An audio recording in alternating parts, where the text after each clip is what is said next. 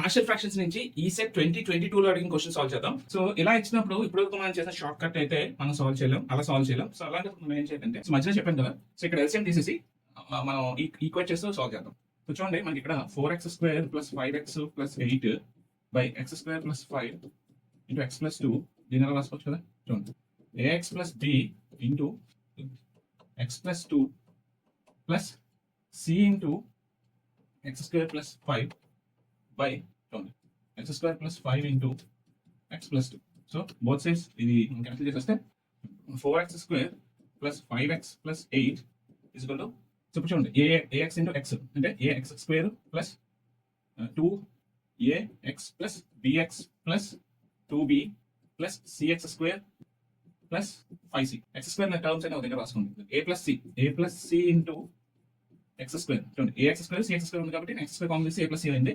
x terms అనే దగ్గర రాసుకోండి. x టర్మ్స్ అనే దగ్గర రాసుకుంటే x కామన్ చేశారు అనుకోండి, ఇక్కడ 2a + b అవుతుంది plus 2a + b into x constants అనే దగ్గర రాసుకుంటే ప్లస్ 2b + 5c అనమాట. ఇది కాన్స్టెంట్. సో ఇక్కడ x² కోషియంట్ ఎంత ఉందండి, a + c. ఇక్కడ ఎంత ఉంది, x² కోషియంట్ 4 ఉంది. అంటే a + c ఈక్వల్ ఎంత అవుతుంది, ఇక్కడ 4 అవుతుంది. ఓకే, చూడండి, ఇక్కడ x కోషియంట్ ఎంత ఉంది, 2a + b ఉంది. ఇక్కడ x కోషియంట్ ఎంత ఉంది, 5 ఉంది. అంటే 2a + b ఎంత అవుతుంది, 5 అవుతుంది.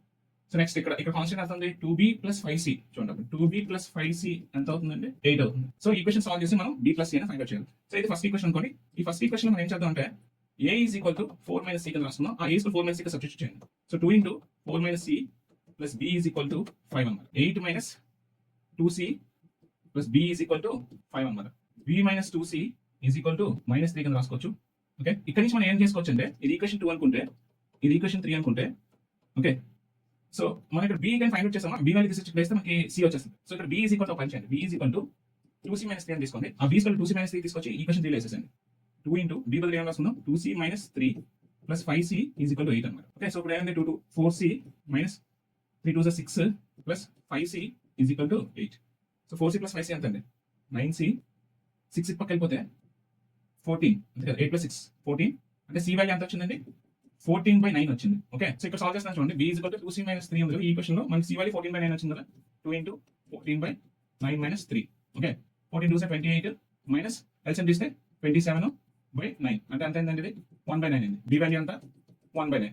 c వాల్యూ ఎంత, 14/9. ఓకే, b + c కదా అడిగాడు. So b + c is equal to 1/9 + 14/9 ఎంతండి, 15/9. So b + c value 15/9. ఎక్కడ వచ్చింది, ఇది ఉంది. ఈ విధంగా సాల్వ్ చేసుకోవాలి. సో కొన్ని క్వశ్చన్స్ కొంచెం లెంతీగా అవుతాయి, తప్పదు. ఇంక ఇదే షార్ట్ కట్, దీంట్లో ఇంకేదో చేయడానికి ట్రై చేయొద్దు. సో ఈ విధంగానే సాల్వ్ చేయాల్సి ఉంటుంది. For more questions follow up చేయాలి.